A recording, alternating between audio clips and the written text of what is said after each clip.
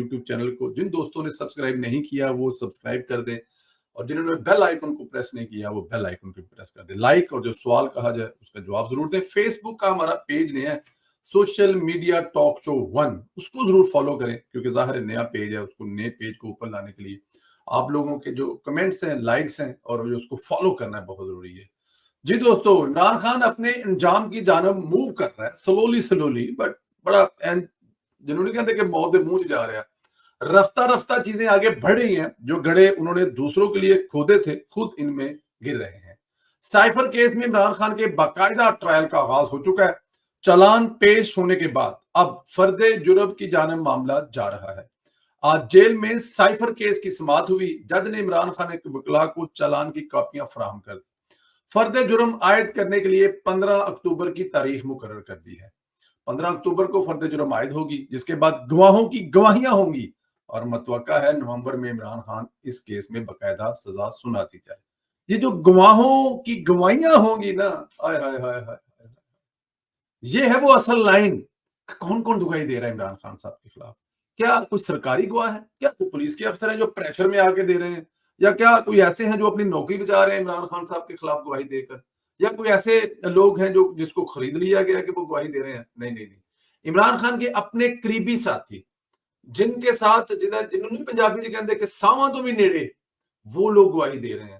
اور میں تو پاکستان تحریک انصاف کے دوستوں سے کہتا ہوں کہ مسئلے ڈالو, کہہ دے ماما نو کہہ دے اپنے بزرگوں نے, ویسے تہاڈیوں نہ گل منی کو نہیں نہ تو تحریک انصاف کے جو میرے دوست ہیں نا یوتھیے, ان کی ماں نے مانی نہ باپ نے مانی ہے. بہرحال ترلا کرو, منت کرو, انہوں مسلیاں تے بٹھا دیو اور دعاواں منگاؤ کہ ان گواہیوں میں ایک گواہی بشرا بی بی کی نہ ہو کہیں. ککھ نہیں بچنا خان صاحب دا.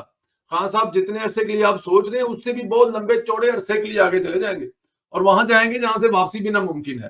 بٹ اینی ہاؤ, پاکستانی سیاست میں کچھ بھی حرف آخر نہیں ہے, لیکن عمران خان صاحب اس میں جو ہے وہ بالکل تیار ہیں. اب تک اس کیس میں 28 گواہ عمران خان کے خلاف تیار ہو چکے ہیں, جس میں دفتر خارجہ سے لے کر وزیر اعظم ہاؤس تک ان کے ملازمین بھی شامل ہیں. بنیادی گواہ اعظم خان ہے جو عمران خان کے پرنسپل سیکرٹری تھے.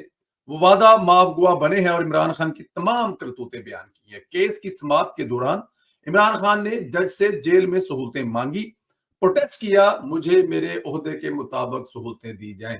عمران خان کے وکلاء نے باہر آ کر جھوٹ بولا کہ عمران خان اور شاہ محمود قریشی کو سماعت کے لیے ایک چھوٹے سے پنجرے میں لایا گیا. عمران خان جج سے لڑتا ہوا نظر آیا, بلکہ جج سے کہا کہ میرے ساتھ کیوں دہشت گردوں والا سلوک ہو رہا تھا, مجھے سہولتیں چاہیے.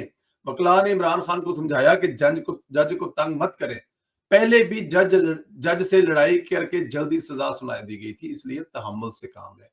جج نے پوچھا آپ کو مجھ پر اعتماد ہے؟ عمران خان نے کہا مجھے اب کسی پر اعتماد نہیں رہا. کیا بات ہے, ججاں دی بھی تے عمران خان دی بھی. جج پوچھن دیا ملزم کلوں, جی جج ملزم کلوں پوچھن دیا کہ مائی باپ, میرے بھگوان, میرے دیوتا, کیا آپ کو مجھ پر اعتماد ہے؟ اور اگو دیوتا مہان جی رستم اور پتہ نہیں کیا کیا آگے سے کہہ رہا ہے کہ مینوں کسے تے بھی اعتماد نہیں گا جج صاحب, سارے ہی مینوں لٹی لٹائی جاندے نے. جناب ایسے تو نہیں چلتا نا. یہ جج صاحب پوچھیں گے کہ خان صاحب تانوں میرے تے اعتماد ہے وے, اور بھیا آپ نے اس کے اعتماد کا لے کے کیا کرنا ہے؟ ہاں جی, آپ فیصلہ کرو قانون کے مطابق جو کرنا ہے. کیا جن قاضیوں کی ہم مثالیں دیتے ہیں, یا وہ قاضی جو عہدہ لیتے وقت ڈرتے تھے کہ یار میں انہیں جوگا نہیں گا, میں یہ عہدہ لیتا, لوگ چھپ جاتے تھے, بھاگ جاتے تھے.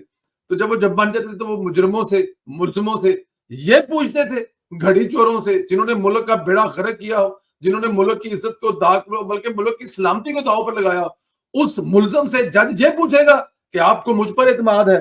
واہ رے واہ, کیا بات ہے. پاکستان کا قانون ہے, شرالہ ہے. یہ وہی خان صاحب ہیں جو عدالتوں میں, بس میں اب اس پہ کیا کہوں, پھر جج بھی ناراض ہو جاتے ہیں. خیر, عمران خان اور ان کی لیگل ٹیم بھی کام کرنے کے بعد سوچتے ہیں کہ انہوں نے کیا کر دیا. خان اٹک جیل میں تھا تو انہوں نے درخواست دائر کی کہ اڈیالہ جیل شفٹ کیا جائے. پھر انہیں پتا چلا اڈیالہ جیل کے اندر سائفر مقدمہ تیزی سے چلے گا, تو اڈیالہ منتقی پر اعتراض کر دیا. ان کو صرف ٹی وی پر افنان اللہ سے مار کھانی ہوتی ہے.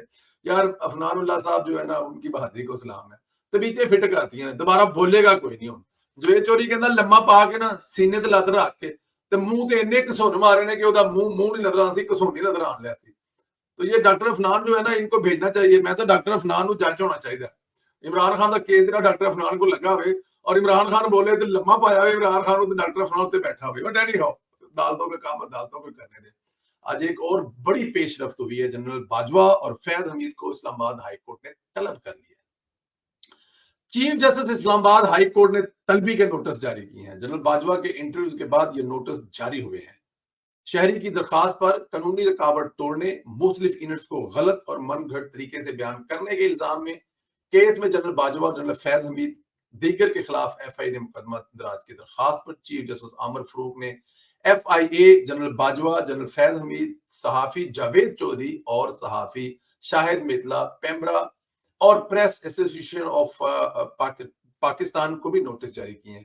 عدالت نے راولپنڈی کے شہری عاطف علی کی درخواست پر سماعت جاری کرتے ہوئے تحریری حکم کہا کہ درخواست گزار کے مطابق ایف آئی اے کو مقدمہ دراج درخواست کے بعد بار بار استدعا کی گئی ہے کہ پیمرا کو پابندی کی استدعا کی لیکن کوئی ایکشن نہیں ہوا. درخواست گزار کے وکیل نے کہا کہ ایف آئی اے کو حکم دیا جائے کہ جنرل باجوہ، جنرل فیض حمید، صحافی جاوید چودھری اور شاہد میتلا کے خلاف مقدمہ درج کر کے کارروائی کی جائے. راولپنڈی کے رہائشی عام شہری اپنی پٹیشن میں غلط اور من گھڑت طریقہ کار سے مختلف ایونٹس کو ظاہر کر کے جنرل باجوہ، جنرل فیض نے ریٹائرمنٹ کے بعد موجودہ قانونی و اخلاقی رکاوٹ عبور کی. اس پر وہ سنگین جرم کے مرتکب ٹھہرے. کرمنل ایکٹ باجوہ اور فیض حمید کی ملی بھگت سے ہوا. ایف آئی اے مقدمہ درج کر کے سخت ایکشن لے. ان واقعات کے تناظر میں جاری مہم عوام اور ریاستی اداروں کے درمیان عدم اعتماد پیدا کرنے کی کوشش تھی. آزادی اظہار رائے کی آڑ میں کرمنل رویہ سامنے آیا، اس سے مقدمہ درج کی درخواست دی لیکن ایف آئی اے نے مقدمہ درج کر کے ایکشن نہیں لیا. عدالت مقدمہ درج کرنے کا حکم دے اور پیمرا کو پابندی لگانے کا حکم دے. یہ درخواست اور سماعت کا احوال تھا جس پر نوٹس جاری ہوا. یہاں پر بات کرنا چاہوں گا، ماضی میں سابق آرمی چیف کو پوچھتا کوئی نہیں تھا لیکن یہاں نوٹس جاری ہو رہے ہیں. ادھر قاضی فائزہ نے فیض آباد دھرنا کیس میں فیض حمید کو فکس کرنا شروع کر دیا ہے.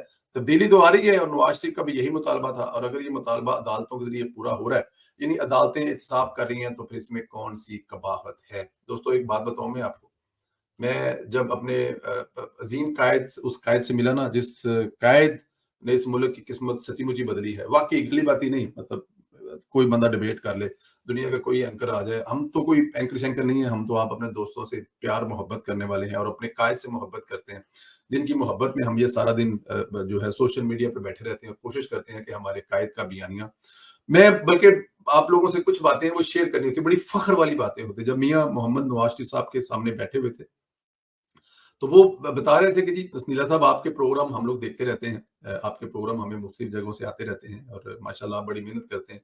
جب انہوں نے کچھ الفاظ اس بندہ نچیز کے بارے میں بولے نا تو وہاں پر میرے استاد بیٹھے ہوئے تھے.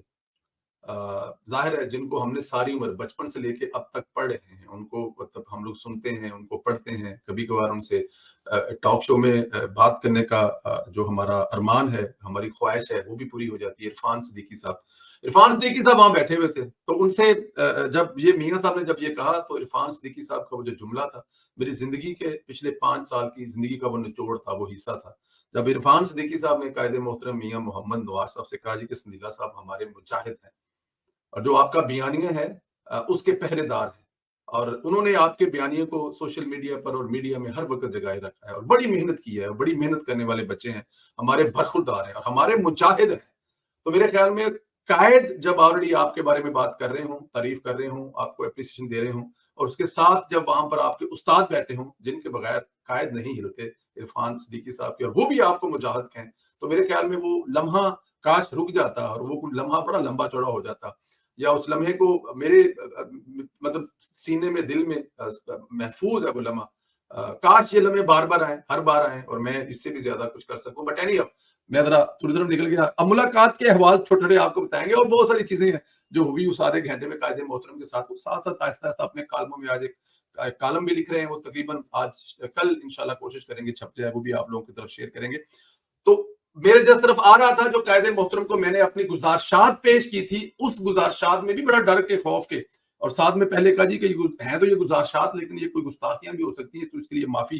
جو پھر قائد محترم نے مجھے کہا کہ آپ خود سنا بھی دیں جو آپ لکھ کے لائے ہیں. تو وہ جو 5-6 صفحے تھے وہ قائد محترم نے پورے انہماک سے سنے اور کچھ جگہوں پہ مجھے کہا کہ یہ رپیٹ کریں، یہ لائنیں دوبارہ پڑھیں.